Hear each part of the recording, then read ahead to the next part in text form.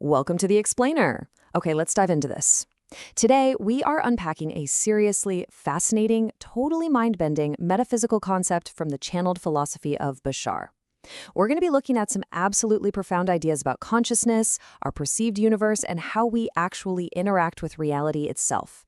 Whether you're already deeply familiar with these types of metaphysical frameworks, or maybe you're just curious about different ways to view existence, this breakdown is really going to challenge how you see the world around you. Right off the bat, do we live in a simulated reality? It is a massive existential question, right? Philosophers, tech visionaries, physicists, they've all been debating this for years. But the source material we're analyzing today offers a very specific and quite startling answer. According to this philosophy, the answer is a resounding yes, but with a major twist. You see, it's not some advanced alien computer or, artificial intelligence running the show. According to this framework, you, yes you, are the one actually creating the simulation. Section 1. Reality as a simulation. Let's unpack the macro theory here. So the crucial point here is that a simulation, in this specific philosophy, isn't a complex digital program like you'd see in The Matrix or some other sci-fi movie. Instead, the concept posits that you are simply consciousness. Every single thing you perceive as being out there in the external physical world, it's actually happening entirely within your own consciousness. It's an internal projection, not an external physical construct. Basically, you are projecting the entire world from the inside out. Which brings us to this incredibly striking quote directly from the source text. There is no outside, not really. I mean, just pause and think about that for a second. If you imagine the layers of our perceived reality like thick, heavy layers of impasto paint on a canvas, we walk around every single day mistakenly believing that those layers of paint exist completely independently of us. But this text argues that there is zero separation. None. The painter, the paint, the canvas, they are all happening inside the mind. The source basically says, well, there you go. Isn't that a simulation? It completely reframes the entire human experience. Moving on to Section 2, entering the fourth density. Okay, so now that we've mapped out the macro nature of reality according to this philosophy, how does a human being actually operate, and evolve within this conscious simulation? Well, the source introduces this concept of ascension. Within this specific framework, ascension is defined as the process of moving from being a third density being into a fourth density frequency, and it's entirely about a shift in your personal state of being. You're not physically packing your bags and traveling somewhere else. It is a literal change in the frequency at which your consciousness is vibrating right here and right now.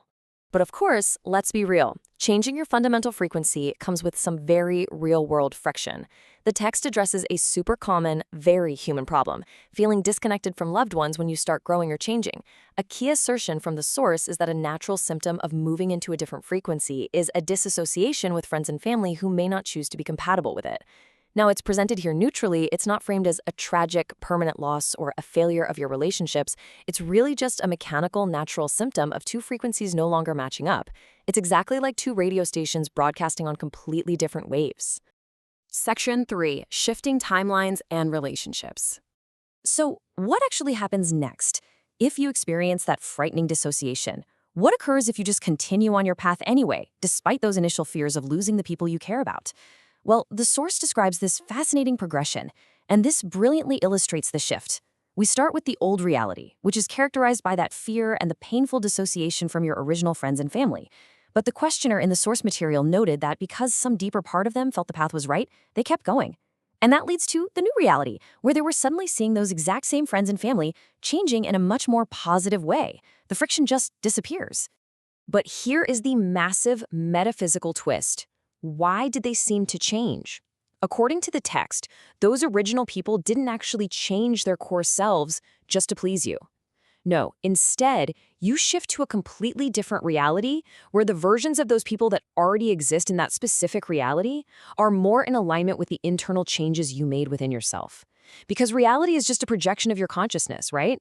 So upgrading your consciousness literally shifts you to a timeline where better, more harmonious versions of your loved ones just naturally reside. Which brings us to this highly provocative quote from the source. It's not the same individuals. Wow. I mean, this is quite a psychologically intense idea to wrap our heads around, isn't it? It suggests that the people around you are fluid. They're basically different versions painted by your own shifting consciousness. When you elevate your frequency, you aren't fixing your old friends. You are literally interacting with parallel versions of them that perfectly reflect your new positive state of being. Let's move to and see how this builds in section 4, the formula for amplification.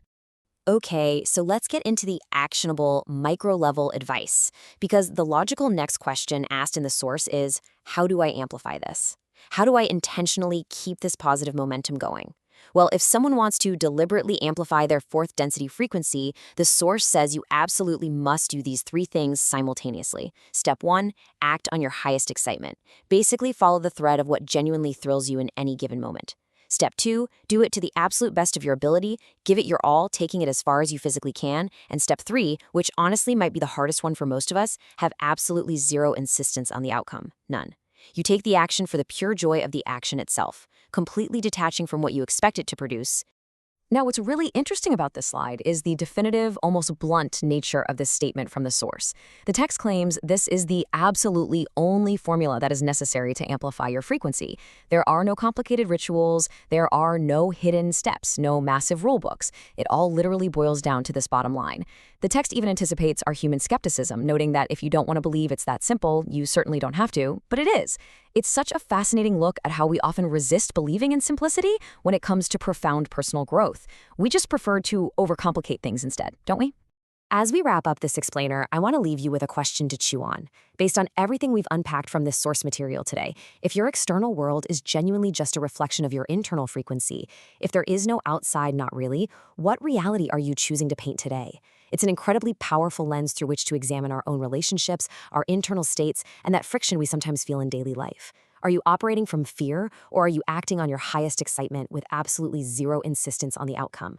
Take a moment to reflect on the realities you might be constructing right now. Thank you so much for learning with me today, and hey, keep questioning the canvas.